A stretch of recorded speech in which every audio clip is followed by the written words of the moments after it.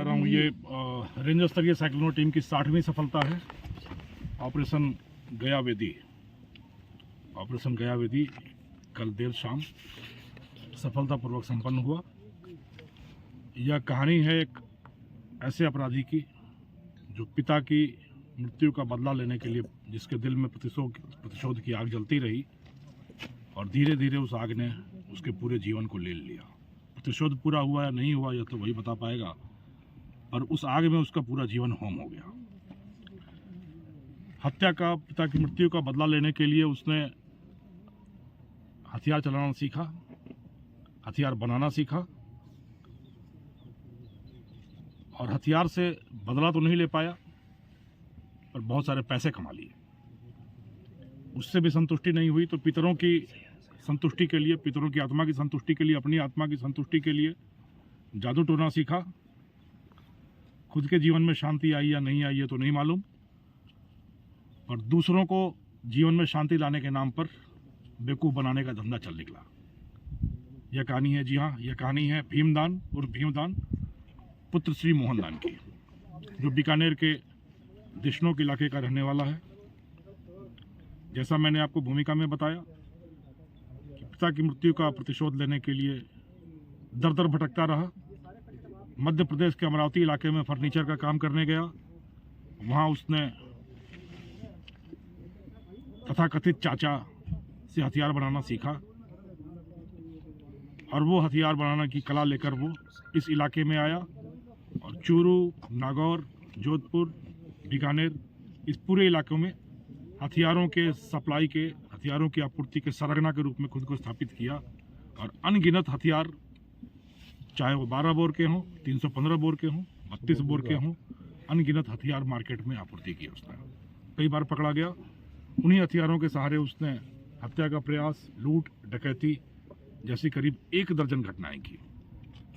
1 दर्जन घटनाएं करके आखिरी घटना जो संज्ञान में आई वह घटना थी रामदेवड़ा, जैसलमेर के रामदेवड़ा में करीब 2 लाख रुपए की लूट की गई उन हथियारों के सहारे। और उसके बाद उसको लगा कि अब मेरे पुराने मुकदमे और यह मुकदमे, हमारी ज़िंदगी पूरी अब जेल में कट जाएगी। तो इसने शांति और स्वांग का रूप धरा और नासिक, महाराष्ट्र के नासिक के मर्म पर्वत इलाके में जाकर जादू टोना सीखना शुरू किया। करीब 2.5 साल तक उसने यहाँ पर जादू टोने, अघोरपंथी, झाड़ फूंक सीखा और उसके बाद से आकर चूरू, नागौर, खासकर घुटन, जोधपुर ग्रामीण, बीकानेर के इलाकों में कई जगह अपनी धुनी बनाई, खूब चेले बनाए और भीमदान बन गया भैरवगिरी बाबा। मैं वो वीडियो भी दिखाऊंगा आपको कि किस तरीके से भैरवगिरी बाबा बनकर वो अघोरपंथी, जादू टोना, झाड़ फूंक करके लोगों को वश में करता रहा, शांति के नाम पर पैसे कमाता रहा, दक्षिणा लेता रहा और अपनी पहचान छुपाकर एक नई जिंदगी जीता रहा। पर कहते हैं कि कानून के हाथ बहुत लंबे होते हैं, ये कहते नहीं है, सिर्फ दिखता भी है। और उसी की परिणति यह है कि एक बार फिर वह कानून के शिकंजे में आ गया। करीब 5 साल फरार रहा। पुलिस जिस तरीके से साइक्लोन टीम उस तक पहुंच पाई वह भी बड़ी एक नाटकीय कथा थी। यह अपराधी बड़ा शातिर था। इसने मोबाइल यूज़ करना बंद कर रखा था, मोबाइल अपने पास रखना बंद कर रखा था। जो भी जजमान होते थे यह उनके पास पहुंचता था, जजमानों के फ़ोन से ही, जजमानों से ही फ़ोन कराता था और जो भी संपर्क सूत्र स्थापित करने होते थे स्थापित करता रहता था। काफ़ी समय से इसकी ढोनी घोटन इलाके में थी। इसकी सुगंध पाकर, यूँ कहिए गंध पाकर, साइक्लोन टीम इसके पीछे काफ़ी समय से घूम रही थी। घोटन के एक जजमान के माध्यम से हमारी टीम ने भी अपने जीवन में कोई समस्याएं बताई और उन समस्याओं के निवारण के लिए बाबा की शरण में जाने की बात आई। तो बड़े गुप्त रूप से वह जजमान खारिया खंगार का इलाका जो है जोधपुर और नागौर के बॉर्डर का, वहाँ तक बाबा के ठिकाने तक हम लोगों को ले गया और बिल्कुल साधु वेश में बाबा यंत्र, मंत्र, तंत्र, जंत्र सब लेकर अपने पास बैठे हुए थे। इसके पहले कि वो अपनी कला हम पर दिखाते, साइक्लोन टीम ने अपनी कला उन पर लागू कर दी और वो पुलिस के शिकंजे में आ गए। आगे का जादू टोना अब कानून करेगा उनके ऊपर और मैं उम्मीद करता हूँ कि जो जीवन में जो शांति की तलाश कर रहे थे वह शांति उनको मिलेगी और जो बाकियों की ज़िंदगी में शांति का उन्होंने वशीकरण का मंत्र चला रखा था, उनकी गिरफ्तारी मात्र से कई सारे लोगों को जो उनसे पीड़ित हैं उनको शांति मिलेगी। सर कितने जिलों का वो वांछित था, कितना इनाम उस पर घोषित था? इनाम जैसलमेर से रामदेवड़ा इलाके से उस पर करीब 20,000 का इनाम घोषित था, 20 या 25,000 का इनाम घोषित था। बाकी जिलों से वो चूरू में, बीकानेर में, इन जिलों में भी वांछित है। बाकी और क्रिमिनल रिकॉर्ड लिए जा रहे हैं, करीब 1 दर्जन मामले अभी तक संज्ञान में आ गए हैं और बाकी जगहों से रिकॉर्ड लिया जा रहा है। इन 3 जिलों से तो वांछित की सूची आ गई है, चूरू, बीकानेर और जैसलमेर।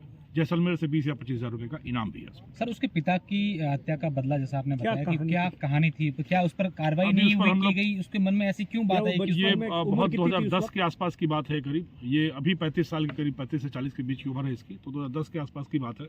उस कहानी पर वो अभी चुप्पी साध रहा है कि क्या हुआ, कैसे हुआ, ज़्यादा विस्तार नहीं बता रहा। अभी पूछताछ में पूछेंगे, बट जो प्राइमा फेसी अपराध की दुनिया में, अपराध के दलदल में घुसने का जो प्रथम दृष्टया कारण वो बता रहा है, वो यही बता रहा है कि मृत्यु का प्रतिशोध लेने के लिए मैंने हथियार बनाना, हथियार चलाना सीखा और इस कला में महारत हासिल की, प्रावीण्य हासिल किया, पर लक्ष्य से भटक कर उस हथियार का अपने पर्पज से यूज करने की बजाय लोगों के बीच में आपूर्ति करनी शुरू कर। सर कितनी प्रॉपर्टी वगैरह भी उसके नाम से, कुछ ऐसा कुछ भी बाबा के नाम पे उसने कितने पैसे कमा लिए? जो भीमदान है, इसका परिवार देशनोक मंदिर के पुजारी की श्रृंखला में भी है, तो कमाई का वो जरिया है, खेती है। और अभी जो बाबागिरी चल रही थी, इसकी कमाई का कोई लेखा जोखा तो है नहीं, पर जीवन अच्छे से मजे में कट रहा था, किसी भी चीज़ की कमी नहीं थी। गाड़ियों का भी कुछ धंधा करने की भी बात आई है कि मैं पुरानी गाड़ियाँ इधर से उधर कराता था। ये सब धंधे भी सामने आ रहे हैं, बहुमुखी धंधे हैं, पर अपनी पहचान बदलकर लोगों को और पुलिस को दोनों की आंखों में धूल झोंकते हुए दोनों को अलग अलग तरीके से बेवकूफ़ बनाने की एक कवायद थी, जो आखिर कारगर नहीं सिद्ध हुई और वो साइक्लोन टीम के गिरफ्त में आ गया। सर, इस अभियान का नाम, उसने क्या क्या कुछ बदलाव किया था? हुलिया तो वो दाढ़ी वाड़ी रख के, भगवा वगवा पहन के, वो पूरा बिल्कुल साधु के वेश में रहता है। जो पुराना भीमदान का अगर की आप तस्वीर देखें और अभी देखें, तो नंगी आंखों से, आम आंखों से यह पहचानना मुश्किल है कि यह वही व्यक्ति है। इस ऑपरेशन का नाम गया वेदी रखा गया क्योंकि त्रेता द्वापर युग में भीम ने अपनी और अपने पितरों की संतुष्टि के लिए गया में जाकर वेदी बनाई थी और पिंडदान किया था। इसका नाम भीमदान था। तो यह भी शांति के लिए कर रहा था, शांति के लिए कर रहा था, और यहाँ से बाहर जाकर पितरों की शांति और अपनी शांति के लिए कर रहा था। तो इसका नाम ऑपरेशन गया वेदी रखा गया। सर क्या आपका मजाकिया अंदाज कहीं ना कहीं जो है अपराधी है उनको मैसेज है कि भाई आप इसे मजाकिया अंदाज कहकर पुलिस की पूरी कार्रवाई की तौहीन कर रहे हो?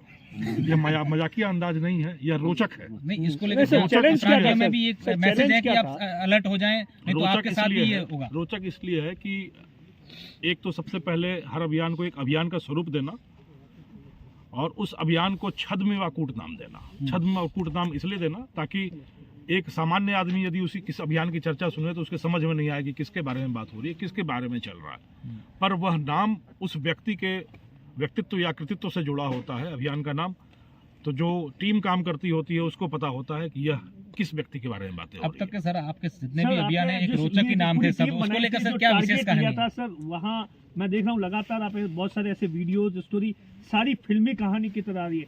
वो टारगेट सर कितना पूरा हुआ है और इन फ्यूचरली सर क्या कहना चाहेंगे? जो लोग हैं वो सरेंडर कर दे या क्या? अभी तक 60 सफल कार्रवाइयाँ पिछले 8-9 महीने में साइक्लोन टीम ने कर दी है, पर मेरा यह मानना है कि यह हमारी मंजिल नहीं है, यह सिर्फ एक मील का पत्थर है। अभी बहुत आगे तक जाना है टीम को, बहुत सारे मुकाम हासिल करने हैं, और जब तक एक भी अपराधी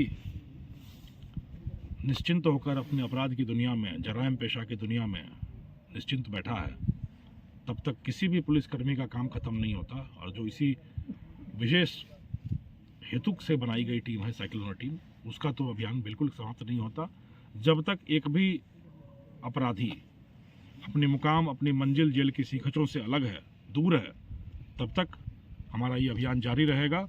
अपराधियों के पांव उखड़ने चाहिए, उनके मंसूबे ध्वस्त होने चाहिए, जड़ से निर्मूल किया जाना चाहिए। लोगों का सामने आना जरूरी है अपराधियों की सूचना लेकर, और आम जन की आंखों में विश्वास हो, व्यवस्था के प्रति आस्था हो, और अपराधी की आंख में न सिर्फ आंख में खौफ हो बल्कि उसकी मेरुदंड में कपकपी हो, उसके पांव खड़े रहें। यही हर एक पुलिसकर्मी का कर्तव्य है, ध्येय वाक्य है।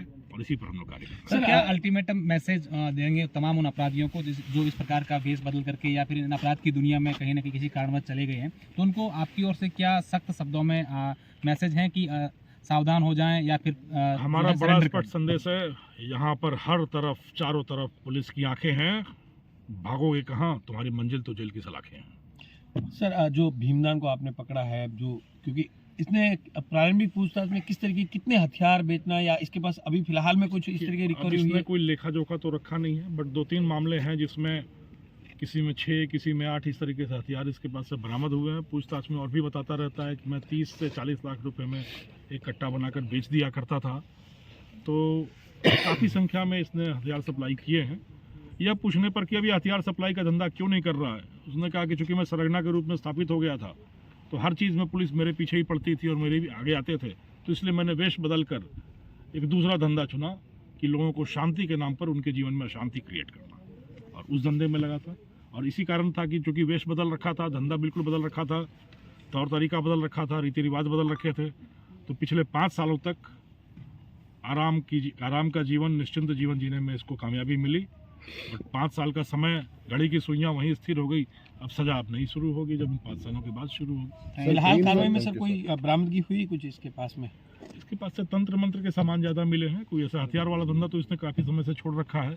जंत्री तंत्र मंत्र इस तरह की चीज़ें मिली हैं, जो वीडियो है मैं आप लोगों को दिखाऊंगा। सर भीमदान भैरू बाबा जो आपको बता रहे हैं, उसकी आपको पहचान कैसे, आपको कैसे मालूम पड़ा कि यही भीमदान या भैरू बाबा ही है? अब धंधे के गुर तो हम कैसे बता दें बट जब भी किसी अपराधी के पीछे पड़ते हैं तो हम लोग पहले, हमारी जो साइक्लोन टीम की प्रक्रिया है कि पहले उसकी कुंडली तैयार करते हैं हम लोग। न सिर्फ आपराधिक कुंडली बल्कि वर्तमान गतिविधियों की, पूरे परिवार की, पूरे मित्रों की पूरी कुंडली तैयार की जाती है, और कौन कहाँ से कैसे कब कब कैसे कैसे गया है, तो एक पूरा शोध होता है। और उस शोध के बाद जब मामला पकता है तब उसको एक ऑपरेशन का नाम देकर उस पर अभियानमूलक कार्रवाई शुरू होती है। तो उस शोध की प्रक्रिया में ये सारी सूचनाएं करीब करीब हमारे पास आ गई थी, तो उसके आधार पर फिर कार्रवाई की गई। करीब आप समझ सकते हैं कि ये आज एक दिन की सफलता है तो ये महज इत्तेफाक नहीं है, महज संयोग नहीं है। पिछले करीब 3 महीने से टीम इस पर लगातार सार्थक कार्य कर रही थी, तब जाकर सफलता। Thank you sir, thank you.